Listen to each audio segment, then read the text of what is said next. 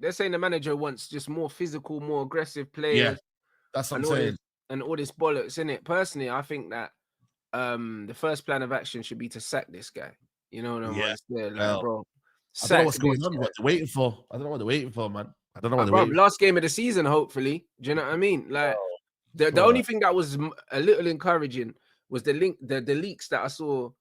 Was it Yeah. yesterday of the players saying that they basically that he's got too much confidence in the system and they're not really feeling it, bro. Like, Yeah. and it's obvious they're not feeling it. We're getting whipped every week. Do you know what I'm saying? And it's like, how can you build confidence in the system that clearly is not working, bro? And it's not just. And the reason why I say system and not formation is because there are other teams that played that formation in the league, like Glasner's teams, like Fulham and that. They're all above us comfortably. Do you know what I'm saying? Like, there's a reason why we're playing 5 at the back, not even 3, and we're conceding multiple goals a game, bro. Like, there's a fundamental flaw in the system itself. It's not just the formation. Like, we saw Ollie play 3 at the back. We didn't concede goals like this. I remember we did. We ended up conceding against Sheffield 3-all. Do you remember that? Brandon Williams. You remember? He did it. Brandon Williams scored, I think, and then we conceded like. Oi, Brandon Williams, though. Come on, Brandon Williams. That's crazy work. I mean, we got Dallo Mazraoui. It's not Brandon Williams. Brandon Williams sounds like he'd be our best wing back right now if it's not Bar Ahmad. Yeah, he's better than Delo. We don't want to hear it though. Hey, bro, listen. Hey, let's not go that far. Bro, listen, we need to hate Delo, man. Bro. I can't lie. It's one of them ones where man said, how you Amorim after... bro, listen, I'll be real, yeah? My conscience was telling me after 5 games he weren't the guy, bro. But the thing is, yeah, I have to be patient. This guy. I have to be patient. They do us like that, yeah.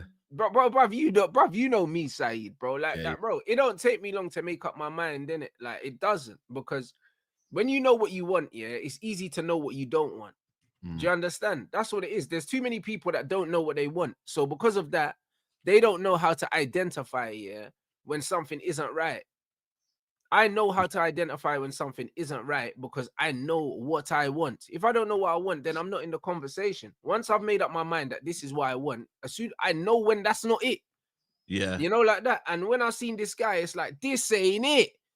Like, bro, this ain't it. Do you know what I'm saying? And it's his interpretation of his own system. That's the problem. Like, we literally lost a cup final and we finished the game with 5 defenders on the pitch, bro. I've never seen a manager do that, ever. Even as much as we spoke about Jose wasn't this defensive. No, he would go for it at the end. Jose would have went for it, man.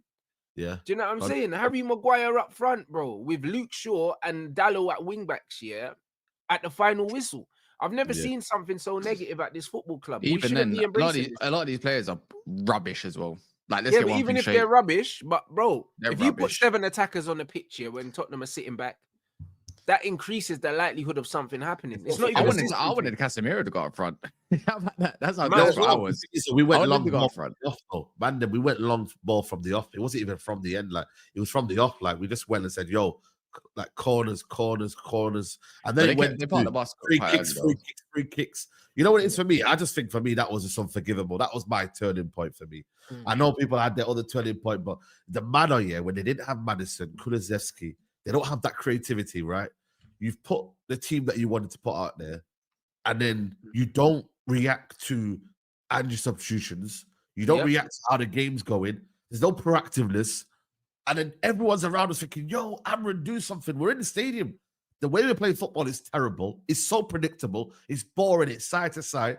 I thought Mucho was a boring final, man. Like, well, I don't know what we were doing here. For us, it's even more boring because we're fans of the club, yeah?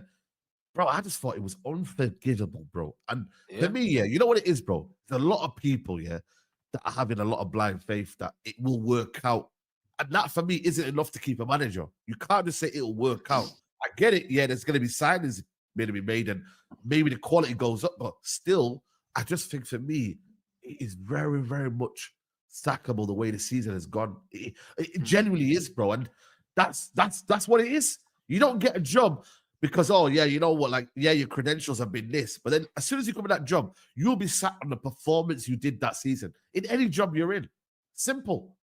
You're literally going to be sat on the performance, not because, you know what, next year we've got this plans. No. What you do with the job right now in hand is what you're going to be performed on and you're going to be kind of like judged on. And unfortunately, it's just not happened, bro. And it's just not the guy. He's a nice guy. I think he still is a good coach, but for me, it ain't working. And have you seen this quote? Yeah, go on. Schneider quote. Have you seen it? Because I see that a little while ago, but that's not the whole quote. He spoke about Ernest at Stuttgart, saying United should have employed him or something like that. He said, United's biggest flaw, sacking managers too late. They kept Ten Hag when they shouldn't have, and they repeated with Amorim. He'll sign players that won't fit the next manager, then get sacked, bruv. And then where's the rest of the quote, bro? And then he spoke about United basically venturing too far away from their DNA in it, like what their thing is in it. And he said, he said 4-4-2 is United's DNA, bro. So go get a manager that plays that. And then man spoke about the Stuttgart manager. Do you know what I mean? And it's not just Ernest. Yeah, it's not just the 4-4-2. It's the attacking intent. You know them, and that's what Amorim don't have. Like, how are we finishing the game with 5 defenders, bro? It's inexcusable, my brother. Like, that doesn't tell me you're trying to win the game when you've got Harry Maguire up front. That's not trying to win the game, bro. And also, do you know managers play 4-4-2? Unai Emery plays 4-4-2. Yeah, brother, a few of them man play 4-4-2. They do. Like, they're obviously in the modern game now. We have formations or structures on the ball and off the ball. So nobody plays one rigid system that doesn't change apart from Ruben Amorim. He's the only one that really does. But the bottom line is he's staying anyway. So here we are. But he's staying now. And would you lot take Conte? Nah, bro. Listen, I don't want Conte. I'm just asking. You know what it is? It sounds glamorous, isn't it? The idea of Conte sounds glamorous, but when it gets to your club, bro, it ain't looking good, bro. Especially with a club that's not ambitious. Especially a club that's not going to go for his demands and what he wants. And then it becomes a toxic environment. And then your best players gone. Hey? Then he wants your best players gone. Like the one that you really like. I mean? Bro, I'm telling you now, I get it, He's a serial winner. I'm not disrespecting Conte, but I've just seen this story before. We had it with Mourinho. We had it with managers before. Like, bro, it doesn't work, bro. It doesn't work. I'm sorry. It doesn't work. So I like Frank. I think Frank would do wonders with someone like Cunha as well. Yeah. But at the same time, the manager's here. He's staying. I don't really care if he's staying to this point. I just want better players, and then we'll see what happens. I don't care. I'm not. I'm not. Yeah. I'm bored of the same rubbish. I'm not at peace with this manager staying yet. I'm gonna choose, rightly or wrongly, to hold on to a little bit of hope that they're gonna wake up and say, you know what, this is some joke thing. Bye. Like, bro, honestly, or he leaves and they do a mutual consent thing. You know what I mean? Where it looks like he's walked away. Do you know what I mean? They could do that. I think there's a chance for both people to save face. Yeah. That it looks like a mutual consent and man walks away. I'm not giving up on the idea of him leaving, bro. I'm not giving up on it because I can't until I actually see, until I see the first game of the season, he's still here. Yeah. I'm not giving up hope. Do you know what I mean? I'm not giving up hope, bro. Furthermore, first game of preseason, because until preseason, because signings don't mean anything. Until preseason starts and he's the manager, I'm not giving up hope, bro. Because surely,